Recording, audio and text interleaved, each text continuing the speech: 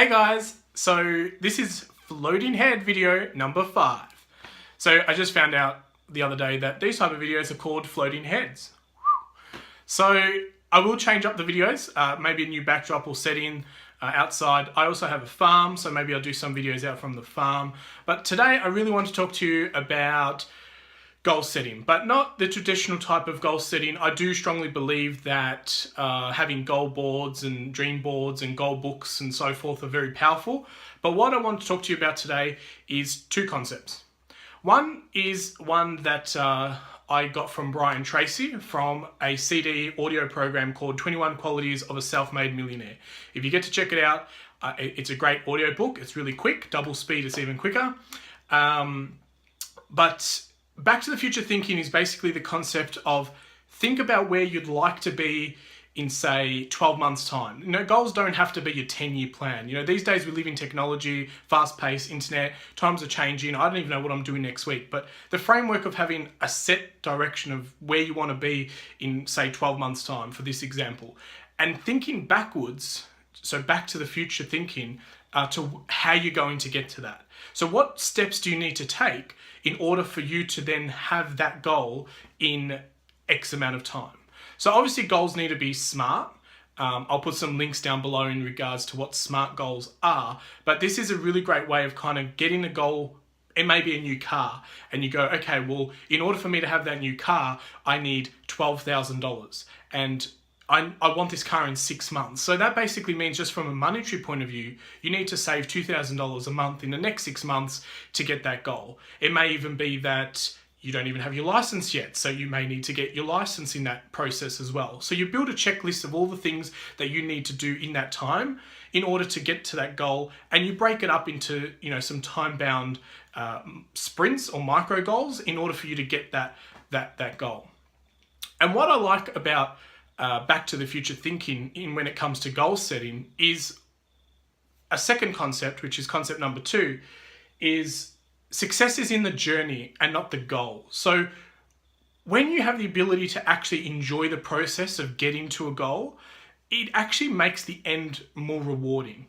So another example, as I mentioned at the start, is 12 months ago, we purchased our farm. So it's been something that's been on our goal list for a very long time. It was within a 5-year window and we actually achieved it within about 3 years.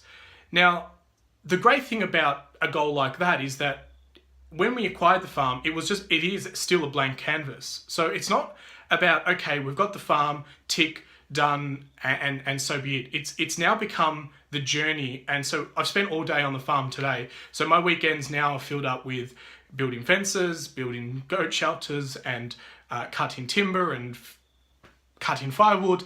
But that's really great for me because it's, you know, this is part of the enjoyment of the journey. So we have a plan of what the gardens and pathways and the farm will eventually look like. And again, that's back to the future thinking. So we have our plan, the roadmap of what we want, but getting there is also really, really exciting. So we're learning new techniques.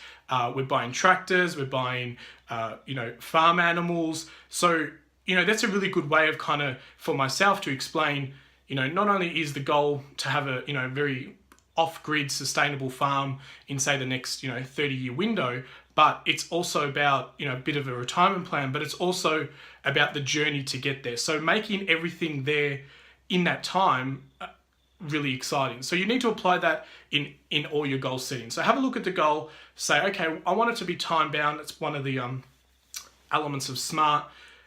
And how do I get there? What's the journey in order to get there? It might even be a promotion at work. You know, what are the new relationships you need to create? What are the new, reports that you may need to learn? What's the new processes that you may need to get your head around in order to get that promotion? So back to the future thinking, and then remember that success is in the journey and not the end goal.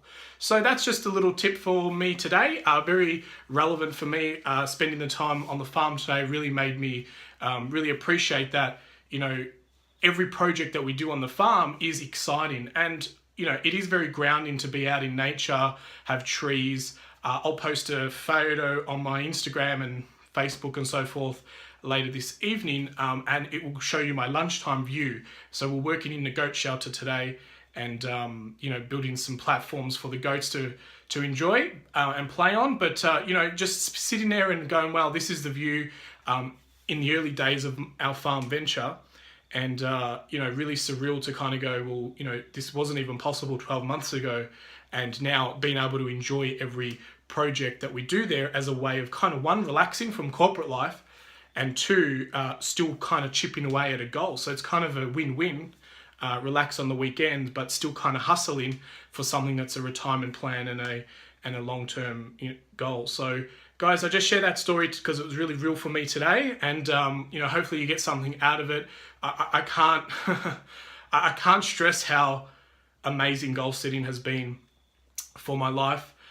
Basically, I have dream books. I know it sounds really cliche and everyone's saying it, but you know, there's the saying, I forget who says it, but whatever the mind can believe and conceive, it will achieve. And that really really rings home for me, because you know, you need to make your goals, you know, crystal clear in your mind, and for me, it's just worked really well in order to achieve certain life goals and milestones. And there's many more to come, and hopefully you can join me on that journey. And I'll be honest, one for this year is my podcast. So if you've got any tips, tricks, and ideas to save me time and effort and money, definitely shout out for me, because that's one of the goals for this quarter. So hopefully launching in Feb.